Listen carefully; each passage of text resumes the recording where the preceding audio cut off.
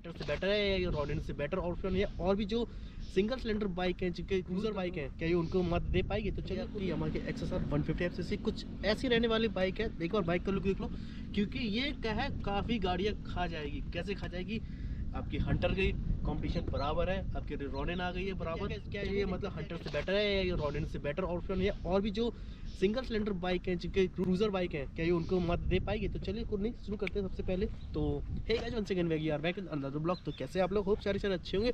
तो आज हमें ये बाइक जो प्रेजेंट की है वो की है धूपश्री मोटर यामाहा। तो सबसे पहले हम उनका शुक्रिया करते हैं, धूपश्री मोटर्स यामाहा मैनपुरी का। सामने आपको नीचे मेंशन नंबर आ रहा होगा, तो आप उनसे चाहिए। अगर आपको इस बाइक को रिलेटेड कोई भी सेल्स है, कुछ भी इंक्वायरी चाहिए, तो आप उनसे कॉन्टैक्ट कर सकते हैं। तो चलिए शुरू करते हैं आज के हमारे वीडियो। कुछ ऐसा रहने वाला है वीडियो जिसमें हम बात करने वाले हैं इसकी यामाहा XSR 150 FCC की रिव्यू।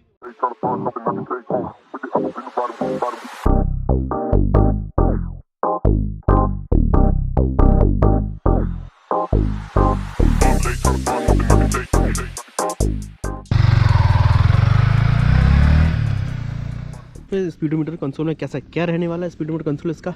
तो ये कुछ ऐसा इसका स्टार्टअप है, ठीक है। साइड में आपको ऊपर कुछ दिएंगे, वो दिएंगे आपको RPM, ये दिया शो कर रहा है आपको किलोमीटर क्या है, ये आपके ट्रिप F है, ये टाइमिंग दिया है, ठीक है। ये किलोमीटर पर लीटर जो माइलेज दे रही है वो बताएगी, एवरेज है, रियल टाइम माइलेज बताने वाला है इसमें, और एवरेज नॉर्मल है। इसमें ओडोमीटर है, नीचे आपको दिया है, ये ओडोमीटर आ गया, नीचे आपको दिया है फ्यूल इकोनॉमी। और बात कर लेते हैं इसमें क्या है। तो इसमें ये आपका ये वीडियो ब्लूटूथ के साथ कनेक्ट हो जाता है। हाँ, तो ये आपके साथ ब्लूटूथ के साथ कनेक्ट आता है, तो बैटरी, उसमें बैटरी का भी इंडिकेशन शो कर रहा है।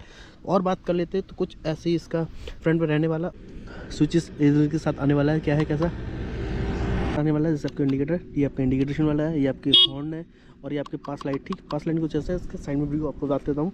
और बात कर लेते हैं इसमें आपको तो लेफ्ट हैंड में रहने वाली है, जो आपको राइट हैंड में रहने वाला है वो आपका ये है इग्निशन, ये इंजन किल स्विच है, ये आपको नीचे उनकी इग्निशन। और इसकी बात कर लेता हूँ नीचे, तो ये आपको अगर इसकी वो भी दिखा देता हूँ, चला कैसे क्या रहने वाला है, एक एग्जॉस्ट नोट होता है वो भी सुना देता हूँ। तो ये कुछ ऐसा, इसका बहुत ही ज़्यादा साइलेंट बाइक रहने वाली है, एकदम देख रहे, बहुत ज़्यादा साइलेंट और रिफाइंड आवाज़ से ही पता चल रहा है कि बहुत ज़्यादा रिफाइंड है।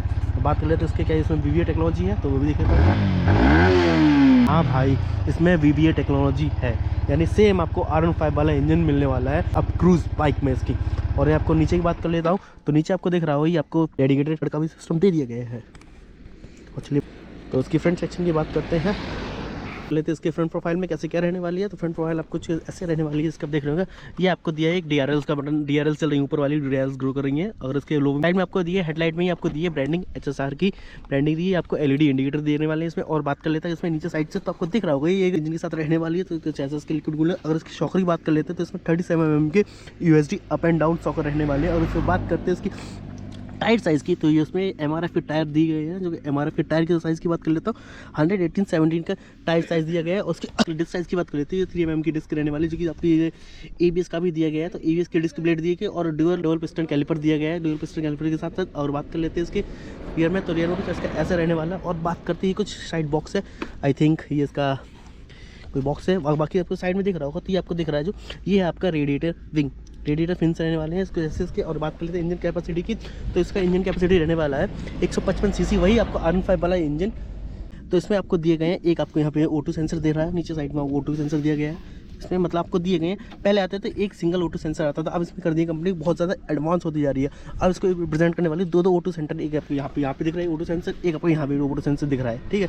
यानी कि आपका जो इग्निशन कितना कंबाइन कर रहा है, कितना कंज्यूम कर रहा है, वो भी उसके साथ कितना पॉल्यूशन कर रहा है, वो सारा साथ कुछ ऐसे इसके।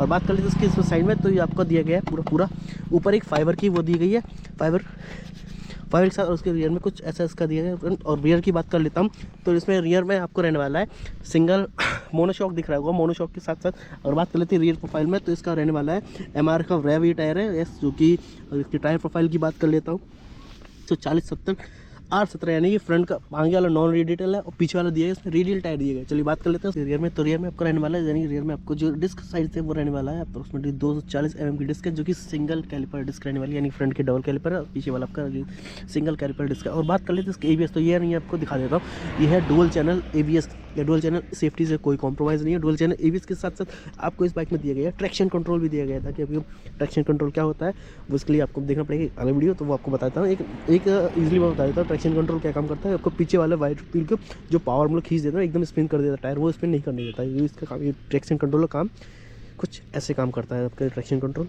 बात कर लेते हैं इसके कोई ब्रेक दिख रहे होंगे तो ब्रेक का कुछ ऐसा रिंग टाइप में ब्रेक दी गई जो कि काफ़ी अच्छा और खूबसूरत लग रही है। उसके बाद एलईडी इंडिकेटर सेटअप कुछ ऐसा रंग प्यारी, मतलब दूर से लग रही, हाँ वो लग कह रही है हैवी भाई क्रूजर बाइक ही है, कुछ ऐसा इसका लुक है।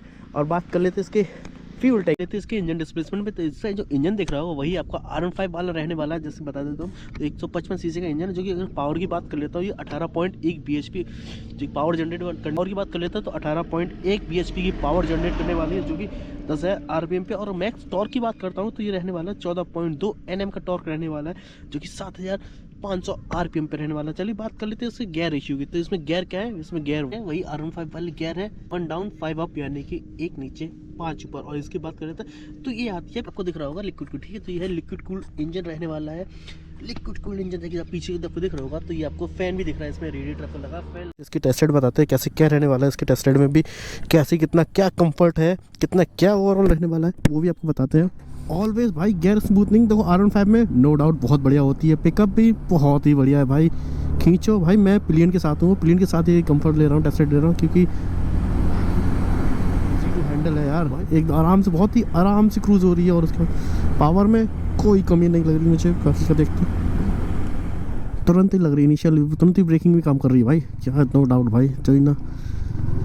और बहुत अच्छा देख रहे हो, पावर भी अच्छी खासी है, ऐसा नहीं है, नो डाउट पावर बहुत अच्छी है, कोई इशू नहीं लग रहा मेरे को, पावर में भी खींच रहा हूँ।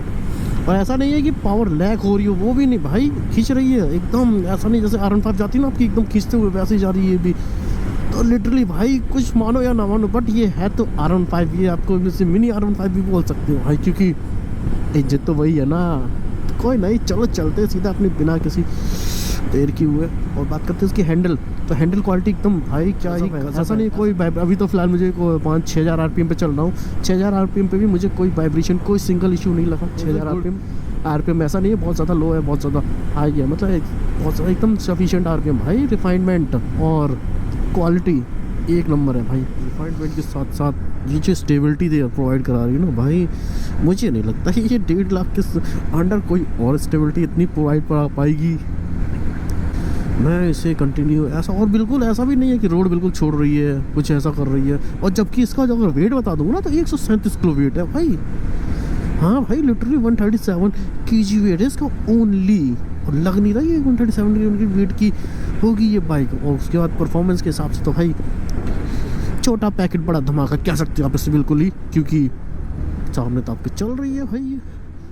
तो मैंने सारी डिटेल्स आपसे शेयर कर दी। चलिए अब बात कर लेते हैं, अब प्राइसिंग की बात कर लेते हैं। इसमें यामा ने प्राइसिंग भी काफ़ी अफोर्डेबल रखी है, ऐसा नहीं है बहुत ज़्यादा हाई है बहुत ज़्यादा लो है। तो इसकी जो एक्स शोरूम प्राइस रहने वाली है 1,49,990 रहने वाली है, यानी अप्रॉक्सीमेटली 150 एक्स शोरूम रहने वाली बाइक। और इस बाइक को लेने के लिए आपको विजिट करना पड़ेगा धूप श्री मोटर यामा मैनपुरी, और उसके लिए और कॉन्टैक्ट डिटेल नीचे आपको शेयर कर दी गई। और अगर कोई भी क्वेरी हो तो आप उनसे कॉन्टैक्ट कर सकते हैं और उनको भी अपनी सॉल्व कर सकते हैं हम इनसे विजिट करके, या फिर मैंने कोई भी डाउट है किसी प्रकार का, या आपको अगर टेस्ट राइड भी चाहिए होगी तो आप इनसे साथ संपर्क करें, या आपको टेस्ट राइड भी अवेलेबल करा देंगे। तो चलिए थैंक्स फॉर वॉचिंग। और बाकी का अगर आपको वीडियो लाइक शेयर